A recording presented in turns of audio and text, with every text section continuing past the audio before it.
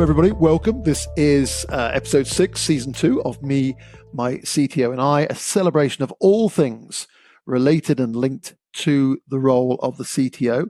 I'm sitting here, it's July as I record this in London. I'm sitting here in a hoodie and a pair of Athletic Bilbao slippers. It's so cold. So thank goodness I have the warmth that comes through from my colleague and co-host, Sanjay Mistry. We've done it, Sanjay. We've almost completed season 2. How are you feeling about everything?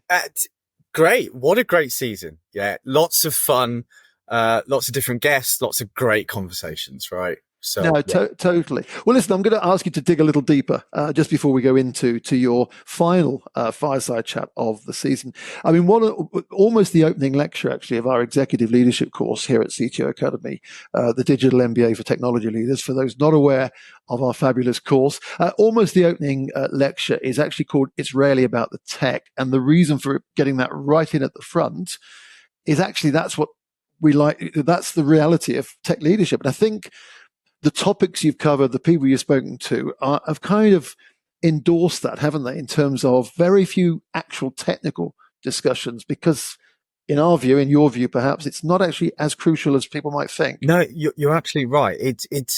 Look, tech is important, but whether, if you look at the guests that we've had, it's been about funding or, leadership and managing the people that you're with peers with. That was the first session that we had, going into a boardroom and playing the part of a person in the boardroom, right? Again, you are a tech leader, but you're not talking about technology. You're talking about business and delivery. Even this episode's conversation, all about people, all about yourself as well as a human in that ecosystem. And I think all of those different components, all the different guests that we've had, make you a rounded leader. So yes, you've got your tech pedigree, and all of these other elements are so critical in your development and continued development, really. So yeah, I think not just a running theme. I think it's so important to think beyond the technology. And the reality is, when you get to a certain senior level of leadership, the tech is a given, isn't it? It's those people skills, the soft skills, which I know a lot of people say soft skills, they're actually the hardest skills. But I think the guests and the topics we've covered have kind of just cemented that perspective as well, and they've been fascinating. And certainly the fireside chat you've got coming up for everybody is one of my favorites, because it's a topic of such importance. But we'll come to that in a second. Just a very quick thing for our viewer or viewers. I think we're actually we can now say the plural. I think we're into viewers and listeners. We're doing a slightly different quiz for this episode. Those of you familiar with the standard format will know that we normally have our quiz coming up now, but it's going to come after the fireside chat for reasons that will become very obvious and explicable when we arrive at the quiz. But first of all, Sanjay, your last fireside chat of the season. Hi, Hannah. Thanks for joining me on this episode of this fireside chat. I personally think this is a really important conversation that we all should be having, especially senior leaders, people that sit in the exec table. And I don't think it's spoken about enough personally, right? Especially in technology leadership. And the conversation is really about managing stress and really managing your mental health, right? But, a lot of people call it stress. I call it mental health. It's it's the same in my opinion. So thank you for, joining me on this conversation. As a founder, you have been a founder, you are a founder. Can you talk to us about what your journey's been so far and where you are and how you got to where you are? Yeah, sure. So I started, I guess I'll start at university, because it's been a very chaotic ride since then. So it's useful to give that context. So I studied mechanical engineering, did that to master's level. And then in my final year of my master's, I did a research project called Using the Crowd to Develop Products.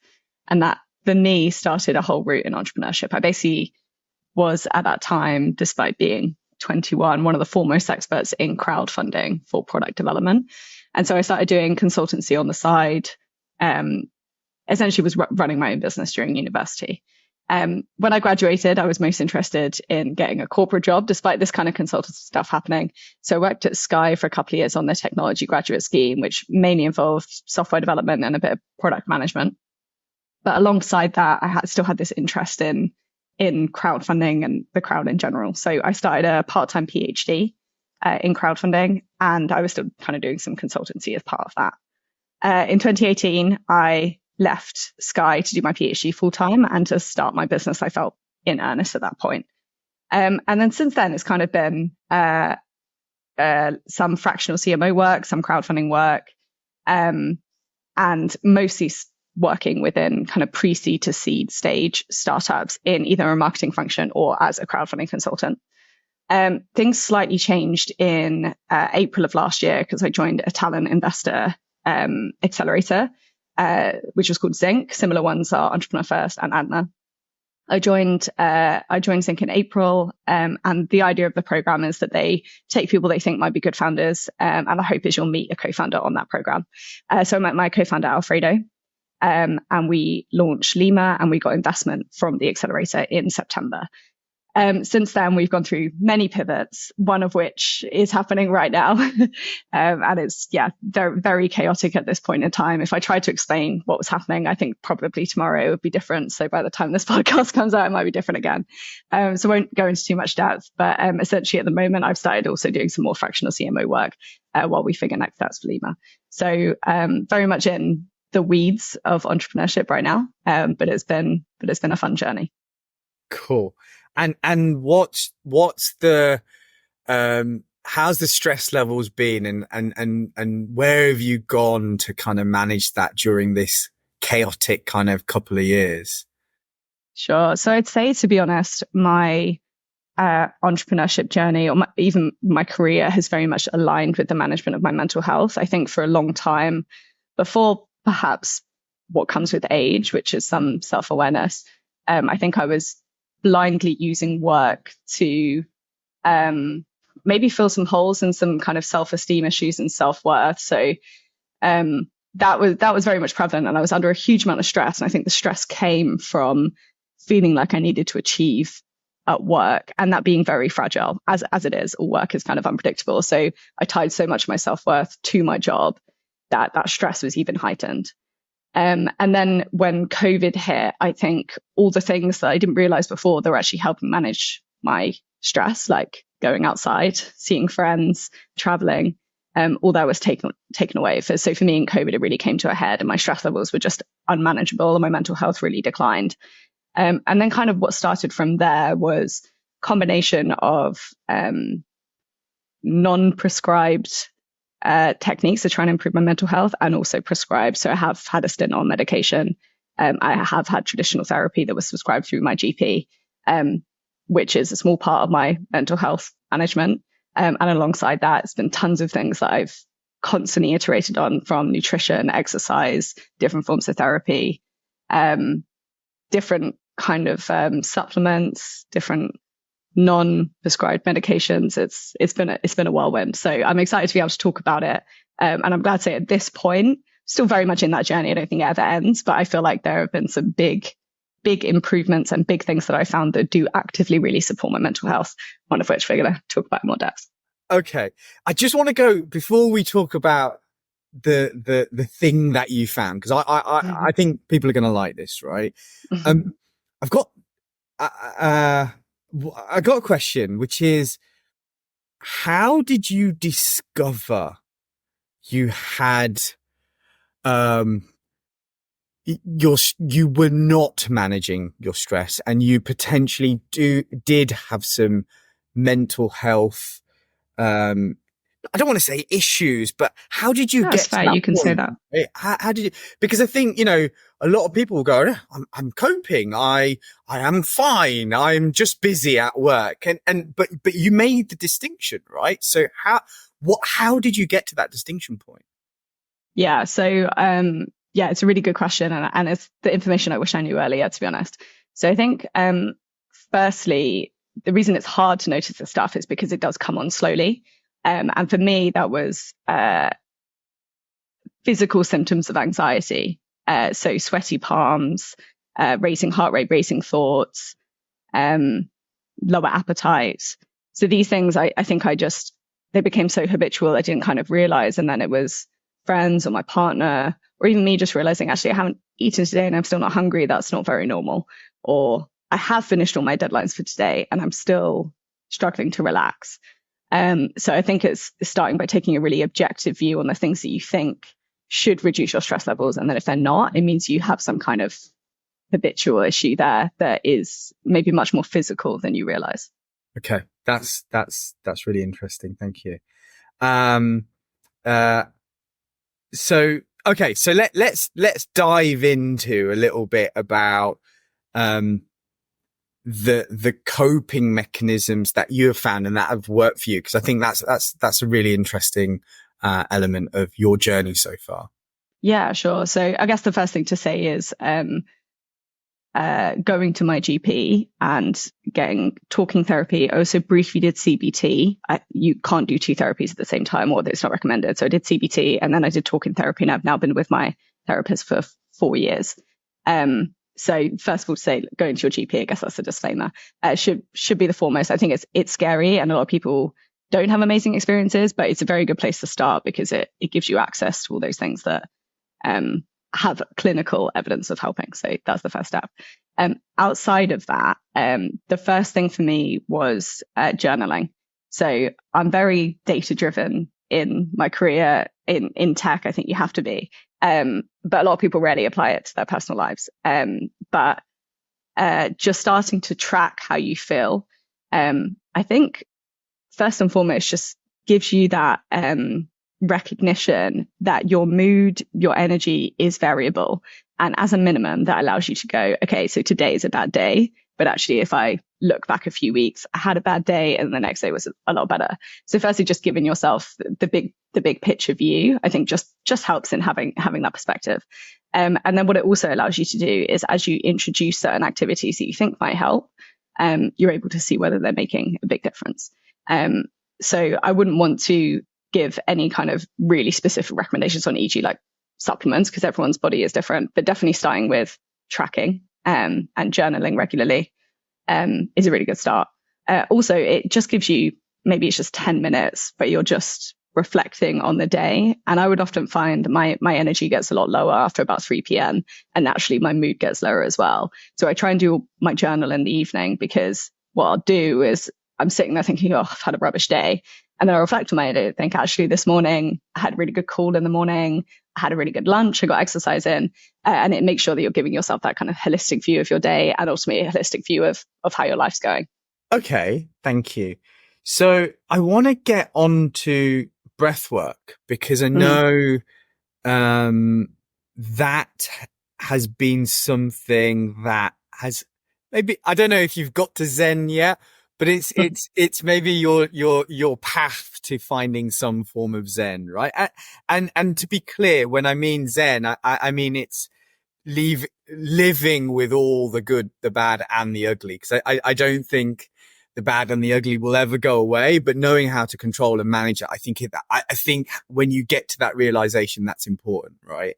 And I know when we spoke a couple of weeks ago about this subject, actually, and you mentioned breath work, and it reminded me of it's what my mum and dad do, and I dismissed it, you know, when I was in my early 20s, and then you just brought it all back to me. So yeah, talk to us about breath work, because I think that's a fascinating subject.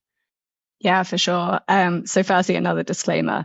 Any techniques that I talk about is obviously built on the foundation of years of incredible research and practice, not from my own culture. So building on the foundations of an incredible body of practice, of which I'm definitely not an expert.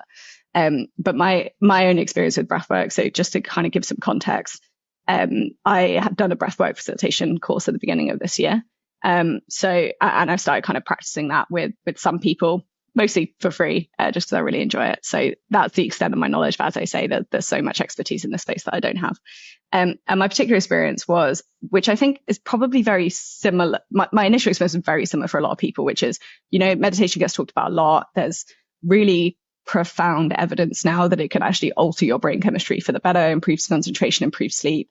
And I was hearing this stuff all the time, and I was just thinking, oh, I can't sit still. I don't want to do it. It feels like such a chore. But in the end, I was like, right, I'm going to commit to 30 days of meditating, which includes breathwork practice. And if I feel better, then I'll keep doing it. And I'd been meditating kind of on and off for a couple of years, but at the beginning of this year was when I did that 30-day streak. And since then, I think I've meditated every day except for maybe 5 days, 3 of which is when I was in Vegas for a 40th. So I think that's totally fair. And I think the main thing that helped me was, first of all, there's tons of free resources on meditation. You don't have to get an app. You don't have to pay for it. You can just do it by yourself. I think most people find it. You just go on Spotify, guided meditation, 10 minutes. You don't have to do it for a particular length of time. You don't have to do it at a certain time of day. It's just something really nice to do whenever you feel like you need it. And that's the main thing with my practice. It doesn't happen at a particular set time of day. It doesn't happen for a particular number of minutes. So having said that, I feel like I've talked a little bit about my journey there. Shall I go into some specific practices that I do? Yeah. So actually, what before you do that, sorry, what would be really good is two things. So what I find really interesting that you committed to 30 days. So it'd be really interesting to why you did that. Because again, I think a lot of our listeners are, data driven, pragmatic, right? And when you said that, I was like, oh, I would commit to 30 days on something because it's only 30 days, right? Yeah. So what got you there? And then, why breath work? And then it'll be good to, and maybe that's part of your journey and breath work was at the end of your journey, not the beginning. But yeah, I'm really fascinated about those two things as well. Yeah, sure. So the reason for the 30-day streak, I'd like to say there was huge science behind it, but basically it came from having tried tons of different ways to keep myself consistent. And in general, in my nature, I struggle to get consistency. So before I'd said, I'm going to meditate every day. That didn't work. I'm going to meditate 3 times a week. It didn't work. And I often found that as soon as you set something that you then fail at, it's really hard to keep going. So it was a short time frame, be consistent over a short time frame, as opposed to try and stay consistent for an indefinite amount of time. So that's why 30 days worked for me. And I actually don't think I've ever made a 30-day streak. I think I just did. I think I got to like 21 days. I broke it. But because of those 21 days had been good, I was like, I keep going. And there was definitely some of those 21 days where I thought that I only need to do it for 5 minutes and I've kept my streak. So that's why the 30 days. Where kind of breathwork comes in. So there's tons of different forms of meditation. Some a lot more, I guess, pragmatic, some a lot more spiritual. You can do walking meditations, you can do open eye meditations. But the meditation that I practice is predominantly what's called introspective, where you close your eyes, and in closing your eyes, you're a lot more tuned into your body's internal movements and your sensations. And one of those biggest sensations, which is always consistent, hopefully, is breathing. And so breathing was always part of my meditation practice. And specifically why I expanded that aspect of my practice is because breathing is a very physical activity. Specifically, you can make it very physical and very tiring for yourself. And the reason I looked more to breath work is because certain aspects of breathing activate what's called the vagus nerve, which is the big nerve that runs from the base of your brain all the way down to your stomach, and it covers your heart, your lungs, and your stomach, all of which are part of the kind of breathing center. So the reason I was interested in breath work is because my main condition is anxiety, which is an overactive nervous system. And by using breath work to specifically focus on finding alignment between that breathing center and that vagus nerve, it is specifically useful for anxiety. That's really interesting. So it sounds like you fell into breath work, or do you think it was on purpose? So you'd done research, anxiety and breath work kind of makes sense hand in hand, or was it more fluid? Was it fluid and you fell into it and that happened to be the thing that worked for you? I think it was more fluid for sure, because what I would do is I had a guided meditation, again, just a free one on Spotify, and it was specifically about reducing anxiety, and it was very breathy. So it was using diaphragmatic breathing, which is one of the main techniques, like where you push your stomach out and in. And I just felt so serene after that practice. So then I started looking more into different breathing exercises. And in doing that, stumbled across this kind of online certification and thought, yeah, I'll learn more. So yeah, I think I did fall into it, but it's one of those things that now I know so much more. I wish it had been a lot more deliberate than it was. Yeah. Well, do you know what? I think that's, and I hope this is what people take away. I think, it doesn't work like that. So I obviously speak about this a lot, right? So I have my own, mental stress, anxieties, my own levels of stress. And, I think my journey also has been accidental, right? So I have fallen into things that have worked and have worked for many years. And actually I've fallen out of those things as well after many years. And I have, and what's really interesting listening to you is actually your journey is very similar. You knew there was something, you fell into, you tried lots of things and you fell into the thing that worked, and then you've gone deeper. And actually that's the same as my journey. I mean, my journey is very different, and how I manage my stress is very, very different to what you do. But the kind of the thing behind it is the same. And I think that's a real, hopefully people take that as a big takeaway. It's, you don't have to get it right the first or the 10th time, but knowing you need to go on the journey, and I keep using that word, is probably really critical. And I'm sure we'll talk about that more later. For sure. Yeah. Something to add to that as well. I think I've kind of mentioned journaling, but it doesn't even need to be that extent. When you take note and you acknowledge that there are symptoms of stress or poor mental health that you need to manage, as soon as you start tuning into that and even just doing the smallest thing a day, you expand your awareness, which then expands your ability to manage your stress. So it's this kind of exponential improvement. You expand your awareness, you work on things to improve it, which makes you more aware, and so on. So I think even just making a small change and either mentally or physically writing those changes moves you into, it kind of accelerates you towards hopefully calmness. Yeah. I think it gives you that level of, like you said, it's a data point and it's a level of acceptance. So, when you were talking about it, I was like, God, I would never journal. I hate writing things down. Like for this interview, I was a few minutes late, for the audience, and it was because I was writing stuff down on a piece of paper next to me.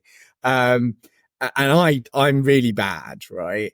But if I look at myself and how I discovered my stress, actually it was similar. It was data points. So, I'm a massive geek. So it was my smart, watch, and it would spike. It would tell me when I was, so mine's got stress on there, and it would tell me when my heart rate was up. And I was like, oh, this is going up when I'm sitting in the evening watching a bit of like trash TV. Why is that?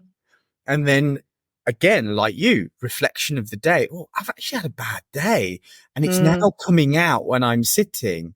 And then, talking to my wife, and she's like, oh yeah, you've had a bad couple of days, and the kids have said something. I'm like, oh, I didn't know that. And that's not me, but it's the same as what you're saying. And you did it through journaling, and I did it more, through a conversation and using tech, because I find that's a good tool for me. So I think the point is valid. It doesn't have to be the same. It's trying to just find what works for you, right? Yeah, for sure. Just giving yourself that awareness in whatever form. Definitely talking if you're able to speak to someone in that depth, which obviously is hard, but I encourage everyone to do that. That is definitely often a very good starting point for people as well. I agree. I've actually found sometimes talking to people that you don't know very well is easier than talking to someone that you know very well. And I know I've opened up to, people I have a relationship with, but I see on a casual basis. And actually they were my trigger points to kind of improving my journey. I mean, question maybe putting you on the spot, but in terms of breath work and, you know, finding the 10 minutes, you know, that maybe you started with and maybe it's more now. Do you have any of the science behind any of it? You know, because I know the things that I've looked into, it's not a fad. There is lots of science, and I don't know if you know any of it, and then you could just share maybe a few elements of the science that you might know. Yeah, sure. So I think that point on the nervous system is definitely a big one. There's tons of different things. Our nerves by nature are sensitive. So there's tons of different things that influence that. So closing off some of those senses. So I wear noise cancelling headphones when I meditate. Not everyone does that, but I do. Try and keep it as quiet as possible, close my eyes. Just allows your brain to focus a little bit more on other sensations that your nervous system is experiencing and then calming those. So that's, I guess, the first piece of science is around introspection and closing off senses to allow your brain to focus on physical sensations, which we don't often do. We know when we feel really cold, we know when we feel really hot, but we often don't take notice of kind of when the wind is breezing through us, or when we have maybe a little bit of goosebumps. We don't think about when we're walking, our feet on the ground. There's all these things that can really help ground you. So that's the first thing. Another thing is also around brain activation. So there's the hippocampus, which I think everyone knows about, really powerful in managing your mood, managing your perception. And meditation is ultimately an exercise for activating that part of the brain and the frontal cortex as well. So it's really good also for more creative thinking. And a lot of what I'm aware of is a lot of these kind of benefits are talked about a lot with regards to a lot of different things, especially things like psychedelics and meditation, and breath work. So I think sometimes it's like, oh yeah, this is another thing that does all those supposed benefits. But there's really clear clinical evidence, Buddhists being placed in MRI scans and seeing those part of the brain activate. So that's another significant part of breathwork and meditation. And then I guess the final thing to talk about is your ability to self-soothe and your ability to improve concentration. So just like any skill, concentrating is a skill that needs to be learned. And as much as we think that, oh, well, I've spent since the age of 5 being in education where I've trained myself to concentrate, our brains are changing all the time. They're constantly responding and in different environments. And when you meditate, especially when you meditate in different environments, at different times of day, when you feel a little bit different, you're training yourself to refocus over and over again.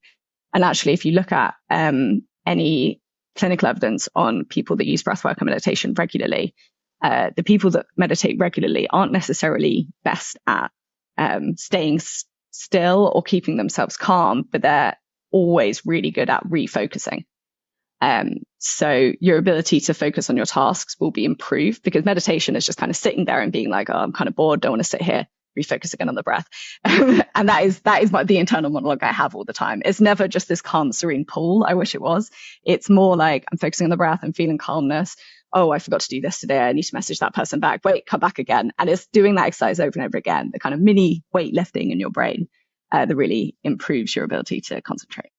I really like that. I think that's the fact that, that happens to you and you've, explained that to our audience. I think that's so important, because that's exactly what happens to me. That's why I gave up with meditation. But yeah, it's like, oh, I didn't put the washing out.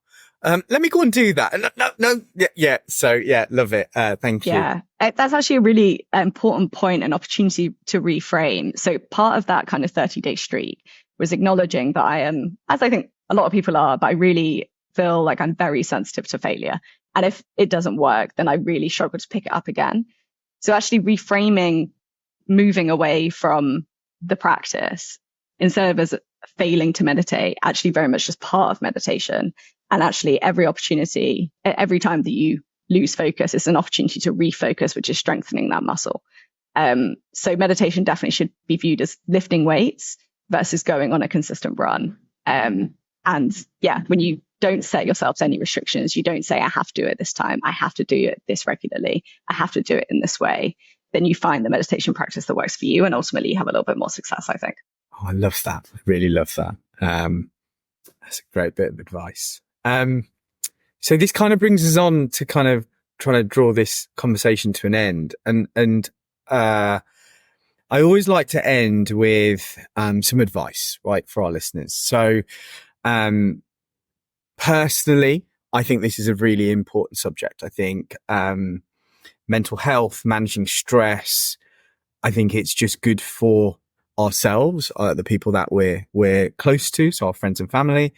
But from a corporate perspective, it's good for our jobs, right? The better we manage our mental health and our stress levels and everything that comes off the back of it, we do perform better. And I'd love to have a bit of data, and maybe we can find some and share it with everyone. But I know as I've got better with managing my stresses, that my performance has gone up, right? So I guess my question, Hannah, is what's the first thing that people need to do, right? So this is, if you've not been on this journey, I think it's scary and it's really easy to put it off. And there'll be a lot of people listening that go, I don't want to go to, I don't want to go and see a doctor. I don't want to go to my GP. I'm scared, of having this conversation with someone. So if I'm in that state, what's the first thing that I need to go and do to try to start this journey, really? It's a tough question, because I think that the things that I would normally say is, start writing about it or voice noting it. Just voice noting your experiences to give yourself that kind of perspective and understanding of variability, which is the human experience, to have variable feelings of stress. And then the second thing I would say is just talk to someone that you trust. But I do understand that both of those things can seem very difficult. So what my assumption is, that if those things feel very difficult for people to do, is actually just to start with a few basic exercises that are clinically proven to reduce stress, and just see how you feel afterwards. If you're consistently feeling significantly calmer, significantly happier, A, that's great. That's what we want. But B, you're just starting to get that information and starting to get that awareness of maybe what your starting state was. So if you're happy, instead of being really explicit about what you should do, because I think if people feel that those kind of basic things, not basic things, I appreciate that they're hard, but those like initial actions are too difficult, then I suggest they try a bit of breath work, go straight to the treatment. So I can give 4 quick exercises if you're happy with that. Yeah, go for it. Yeah. Yeah. So the first one is walking meditation. So a lot of people find it hard to sit still, but a lot of people have, at least a 10-minute walk at some point in their day. And you can go on Spotify, type walking meditation 10, go to songs, and you'll find one. And that's just when you're walking to work, just try it. It's not dangerous. You're not going to fall asleep while you're walking.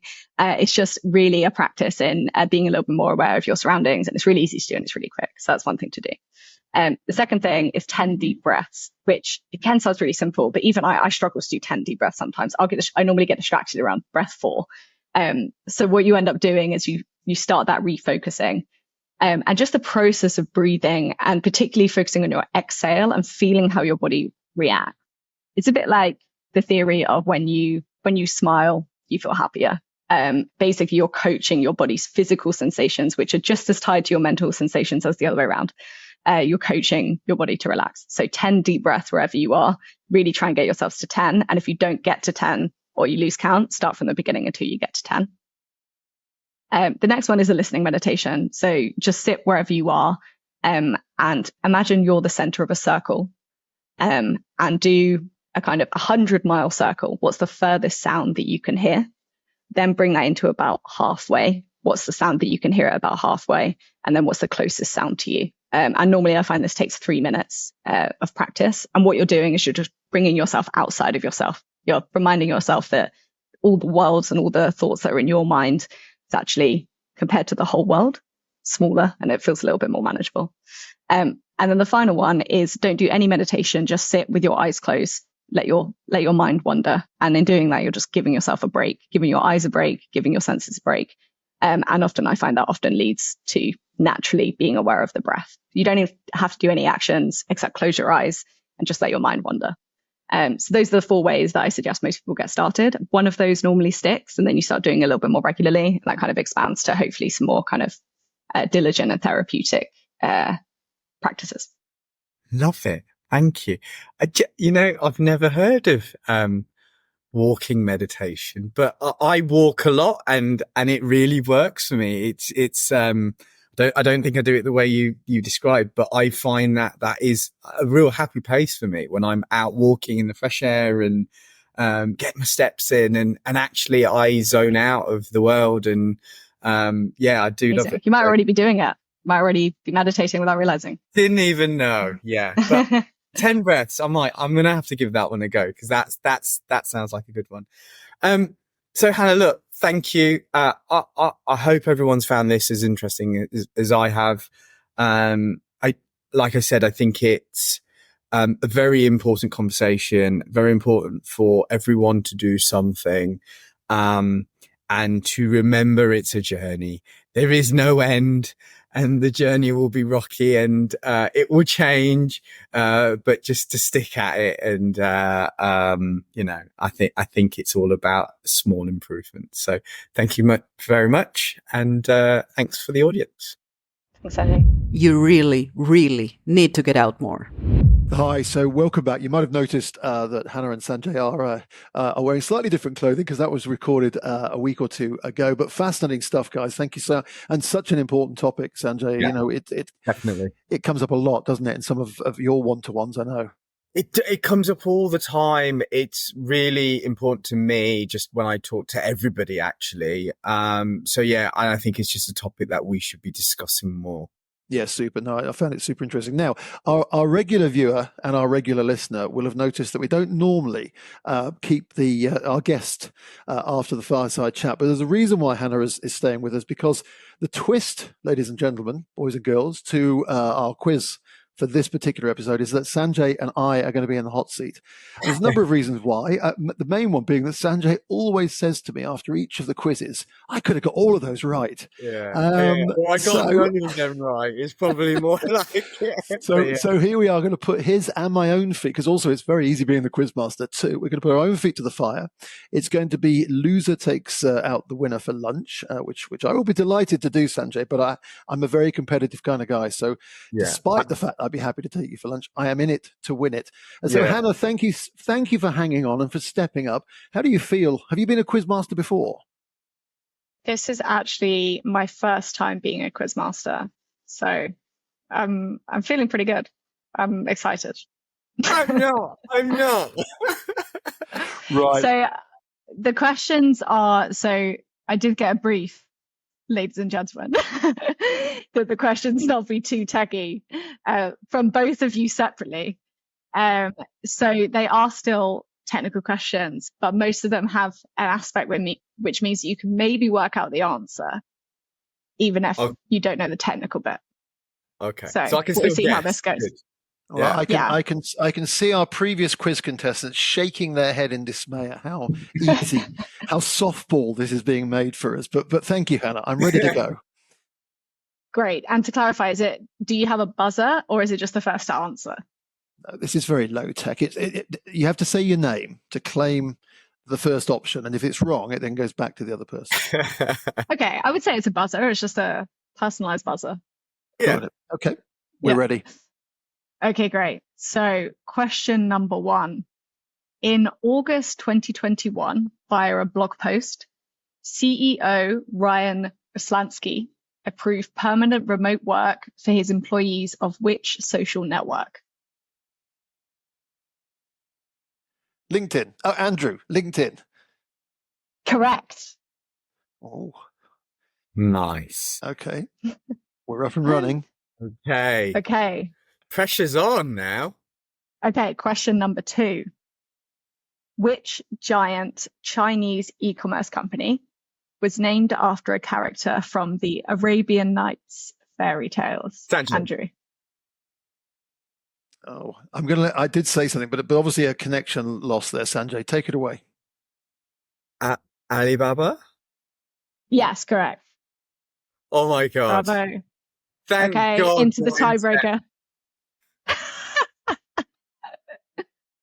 I've the got internet tech on my your side. Okay, last question to seal the win.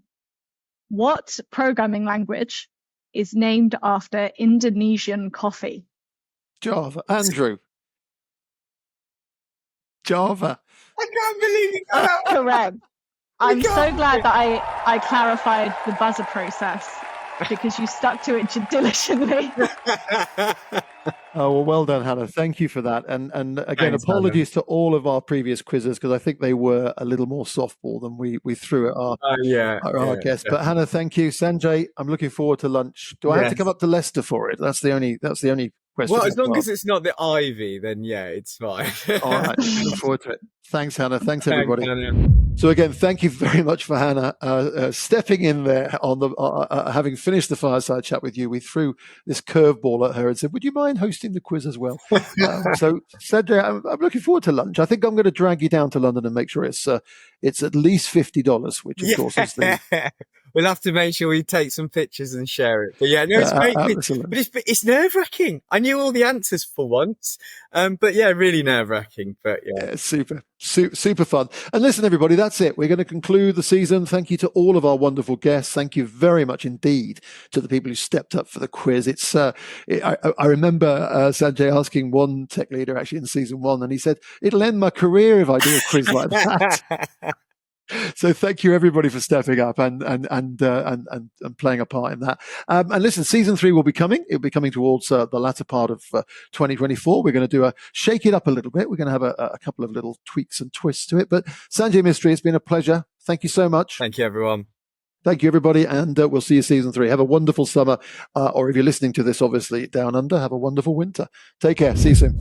And that concludes season 2 of Me, My CTO, and I, brought to you by CTO Academy and our wonderful sponsors, RP Analytics. Thank you to Liam and Rob for your support throughout this season. Thank you also to our fireside chat guests, Joseph Luca, Victor Giles Adelina, and of course, concluding with Hannah and her wonderful chat with Sanjay. And thank you, Sanjay, my co-host, colleague, supporter throughout. We will be returning with season 3 very soon. More thrills, spills, and tech talk. But until then, take care and thank you for all your support.